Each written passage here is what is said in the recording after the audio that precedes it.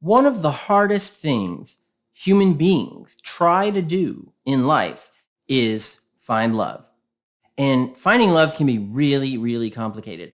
Our world is absolutely complicated. And I think finding someone that we can connect to, finding someone that we can relate to and feel safe with is really hard because particularly since the pandemic, I think that mental health has become more on the forefront. I think that's great. People aren't hiding it in closets or underneath their bed or under the rug or anything else. I think people are being more upfront about it. And we absolutely have to shine a light on that because that directly relates to the relationships that we have. Now, finding love can be very tricky. Absolutely. And I think that all of us, because we're driven by attachment, we want to attach to someone. We want to feel that secure attachment where we feel safe, where we can be our true self, where we can make mistakes and we're not going to be made fun of, or we're not going to be accused of, you meant to do this, or you meant to do that, or other sort of deriding situations or behaviors or verbiage that makes us feel broken and small.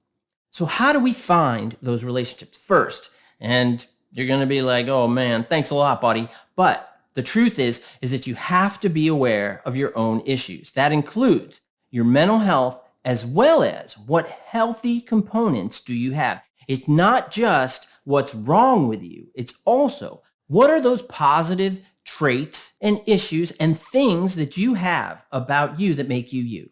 Now, I work with individuals along the BPD spectrum and the narcissistic spectrum and with personality disorders. So a lot of times what I hear is people will come to me and they're like, well, I'm so broken, no one's going to love me. And what they're really saying is that I feel so broken that I don't know myself very well and I can't appreciate myself and accept myself for who I am, even the good stuff and the bad stuff, because what they feel like is that bad stuff is like, oh my God, this is a ton of bad stuff and I don't have any good stuff.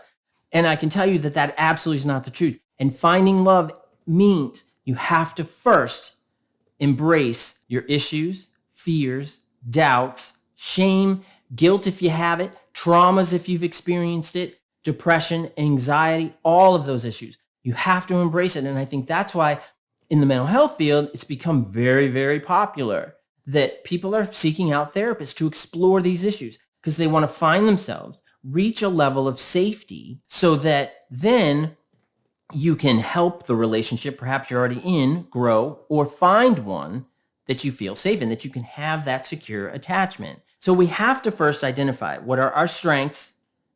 I don't want to say weaknesses, but what are some of those challenging aspects of you, right? Write them down. And interestingly, I think because we're so focused on the negative, man, that negative column is so easy. So what I want you to do, I want you to get a piece of paper or on your phone or whatever you want to do. And you're going to split that page. You have the negative on one side. You're going to have the positive on the other. And what I want you to do is just brainstorm. You're not going to judge it, nothing. Just say, okay, here are my negatives. Could be depression. What makes up your depression? You can't just say depression. Doesn't count. What makes up your depression? How about anxiety? What makes up your anxiety? So it's identifying those things underneath. We don't want to just throw out global clinical terms. We want to identify absolutely what it is. Same for the positive. Maybe you're good at accounting. Maybe you're good at jokes, telling jokes. I like to think I'm funny, but I'm a really bad joke teller. So it's true. But right? So we want to list those positives, but you want to don't use global terms and identifiers. Talk about what that is underneath, building that sense of understanding. Next, we're going to go into how do you find that person? Whew. Well, this is tricky. And I think now is very different than 20, 30 years ago. I think now, because we have all these apps that our dating circle has gotten huge. And there's something called a paradox of choice. And what that means that because we have so many options, we can't make a choice and commit to it. When I say commit, doesn't mean commit to a relationship. What I'm saying is that we can't commit to a specific choice. Like, okay, I'm going to work hard to make this relationship work with Pam, Steve, Carla, I don't know, whoever, right? Because what happens is you get in that initial relationship, right? You're kind of moving along, and then you realize that Jim or Janet, that maybe, I don't know, maybe their breath stinks in the morning, which most people's do, but you're like, oh, he's nasty because in the morning his breath stinks. I'm out, right?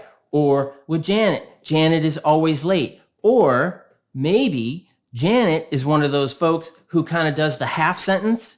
It's like, oh yeah, I was thinking earlier today. Okay. And you're kind of like, and you're like, I can't date somebody like that. I can't be with somebody like that. She didn't even finish her thoughts or sentences.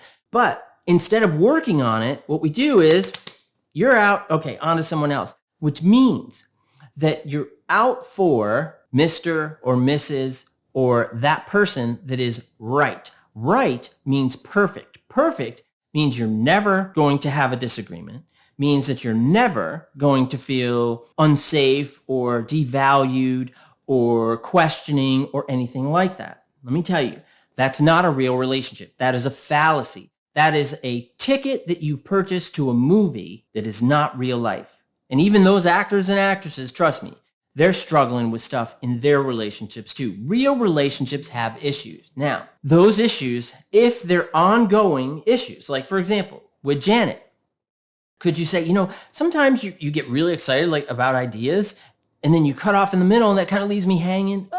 If you could just try to just fill it all in, that would be really great.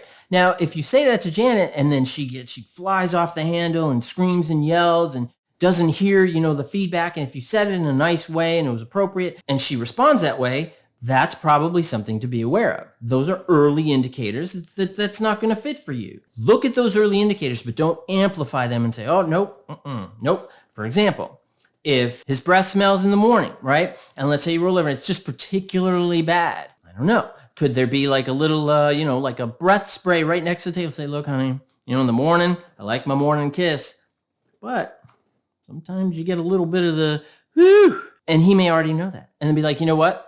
Here's what I want to do. Let's put one of those little drops, you used to put those things on your tongue, fresh breath things, squirts or whatever. It's easy to do in the morning. Squirt. Then we can get the kisses, right? And all of that. But how do you solve that solution? Now, if he flies off the handle, how can you say that? Da, da, da, da, da. And they're not willing to work with you. That's another indicator.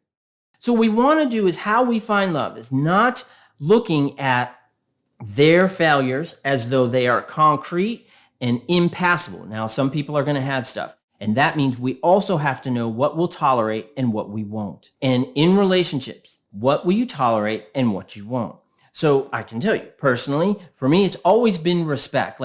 I've always felt like people should talk to me and treat me with respect. Now, I understand sometimes, if we're arguing and stuff, this might be hard to believe, but I have been in an argument or two with a partner in the day, right? So it happens because it happens to all of us. Now, if you're going to start name calling, that's going to be pretty bad. If you're going to start dredging up the past, that's going to be pretty bad. And if you're just going to go at me hardcore, you can tell someone's just been saving up all this stuff, in their gut and they're just waiting. Come on. It just becomes this onslaught of hate and stuff.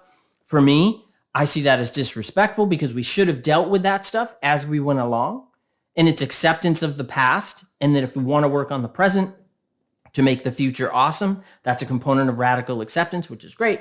Let's focus on that to move forward. That's the value. So like I said, for me, I understand what disrespect means to me and what I'll tolerate and what I won't in particular circumstances. But what is it for you? And you have to know those things.